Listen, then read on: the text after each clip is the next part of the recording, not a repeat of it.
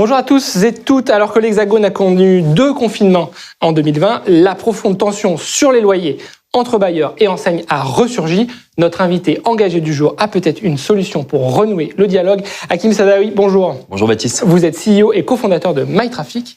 Alors je crois que pour vous, le meilleur traité de paix pour régler les conflits entre bailleurs et enseignes consiste à intégrer le flux piéton au calcul des loyers commerciaux. Pourquoi intégrer ce flux piéton? Quel est l'intérêt d'intégrer cette variable dans le calcul des loyers? Nous, chez MyTraffic, on pense qu'il faut l'intégrer parce que c'est juste et c'est objectif. Il faut comprendre le contexte dans lequel on est, que vous avez rappelé. On sort de 2 confinements dans lesquels les commerçants ont vu leurs revenus fortement baisser, leurs profits fortement baisser. Et on a aussi en phase 2 des bailleurs et des foncières qui ont des charges et qui sont elles aussi face à une situation difficile. Dans ce cadre-là, global, tout le monde a intérêt, que ce soit les bailleurs et les foncières, que ce soit les commerçants, à retrouver l'activité économique, à sortir par le haut et à trouver des solutions à cette situation. Après, les loyers, certains d'entre eux ont été décalés, d'autres échelonnés, certains ont été annulés, mais très peu, et surtout, en fait, on a des loyers qui vont être payés. Oui. Et donc, l'État a fait un geste récemment avec le crédit d'impôt, mais ce qui se passe, c'est qu'il y a des centaines de milliers de baux commerciaux en France et il y a autant de situations particulières. Chaque situation particulière va générer des négociations au gré à gré. Et dans ces négociations au gré à gré, ce qu'il y a, c'est des risques financiers, des risques réputationnels.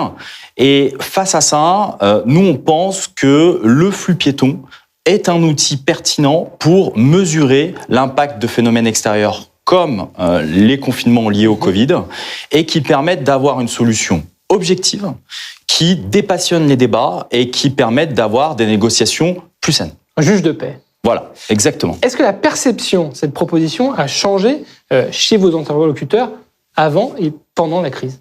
Alors, moi, ce que je vois, c'est depuis 2015.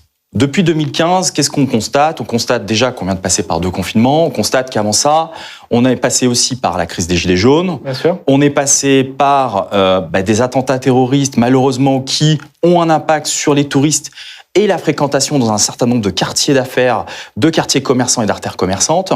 Et donc, du coup, on a de plus en plus d'acteurs de l'écosystème de l'immobilier de commerce, que ce soit des enseignes, des bailleurs, des intermédiaires, qui ont besoin d'un outil pour mesurer l'impact de ces phénomènes extérieurs et qui ont trouvé dans la mesure du flux piéton et des flux véhicules quelque chose qui permet de justement mettre en place des stratégies efficaces. Et on le voit d'ailleurs récemment, les experts comme Patrick Colomer, comme Alain Bétail, qui utilisent le flux piéton et notamment la donnée MyTraffic pour pouvoir justement voir l'impact de ces phénomènes extérieurs sur la commercialité et sur la valeur locative des biens. Et donc, c'est un grand changement. Et récemment, le 30 octobre dernier, il y a une décision de justice qui a pris la donnée MyTraffic et la donnée flux piéton pour résoudre un contentieux entre propriétaires et locataires. Caractère sérieux de cet indicateur. Ensuite, une fois qu'on a compris la philosophie générale, comment passer à l'action sur le terrain? Comment s'y prendre? Et puis, est-ce que tous les flux se valent entre le flux d'une gare ou d'un centre commercial? C'est pas forcément la même valeur. Alors, déjà, effectivement, la valeur des flux n'est pas tout à fait la même. Elle est liée à plein de phénomènes un peu différents, mais surtout, en fait, le comportement du flux n'est pas le même sur la France entière. Donc, je vais prendre des exemples concrets. Si vous êtes dans une ville comme Beauvais, par exemple, en fait, le flux avant le 2e confinement était revenu à la normale.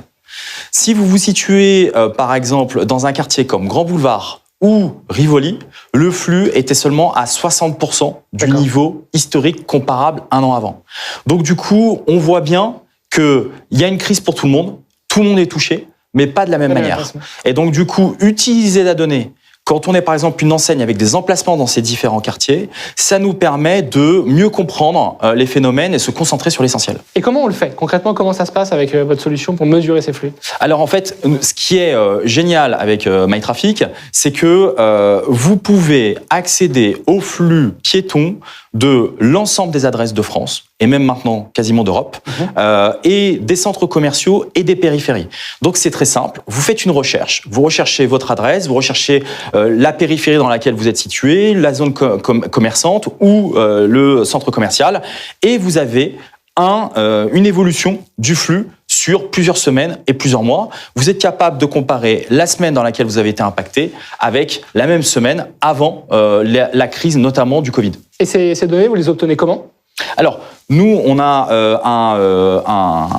des partenariats avec des applications mobiles et des applications mobiles qui nous donnent accès à de la donnée géolocalisée qu'on agrège.